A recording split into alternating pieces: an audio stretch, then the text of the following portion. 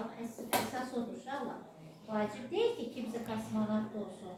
Əsas odur ki adam olun, insan olun, yerinizi bilin, böyük bilin, kiçik bilin, tərbiyəli olun. Okumaq asandır inşallah, amma adam olmaq çətindir. Birinci növbədə həmişə sizə deyirəm ki, şərti deyil ki, sən yaxşı dərs biləsən, amma adamlığın olmasın. Onu görə birinci növbədə tərbiyəli olmalıyıq, insan olmalıyıq, sonra isə sənətimizi seçməliyik.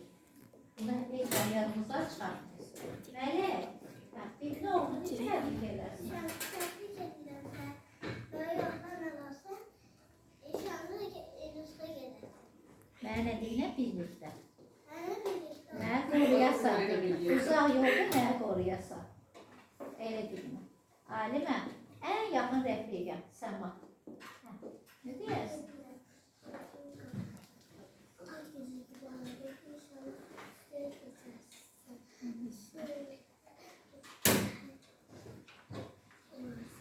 İnşallah, inşallah. Hiç vaxt üzümdən gülüş eksik olmasın.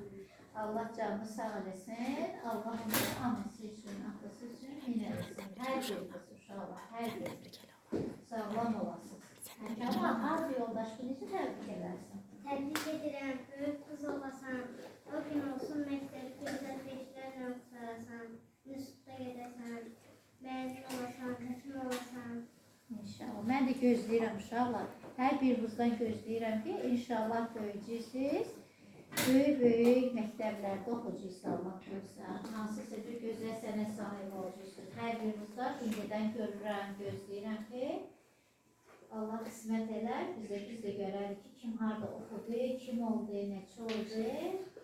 Biz də baxıb sevinərik, uzaqdan da olsa sevinərik inşallah. Bunu sizdən gözləyirəm. Turan, buyur təbriklər. Qalk ayağa deyinəm, Turan. Söz bildi, sonra getir verdən. Gəl, kimi verirsin, gəlmir. Gəl, nə deyəcəksə, amma deyinəm də, deməmiş olmaz. Əl çalır, çalır. Əyləş Turan. Sağ ol, əziyyət çəkməsin. Çox sağ ol. Qızlar, çıxış vermək istəyir. İlgilər desədir. Seni mübarək görürəm, təbrik edirəm. Həmdə şəmsi. O gün olsun ki, instituta oxuyursan. Uşaqlar, siz ancaq hələ İNUS'da arzulayırsınız uşaqlar. İNUS'dan qalan uşaqlar birinci sağlamlığınızı deyir.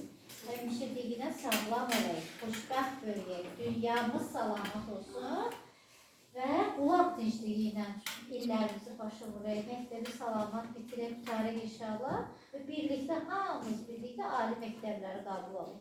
Gedək birlikdə, orada da uşaqlar birlikdə oxuyasınız, ömür boyu dost olasınız, amma əsl dost, yaxşı yoldaş olasınız ki, bir-birimizi qoruyub qədrini biləsiniz. Rüqayyə qızımdır.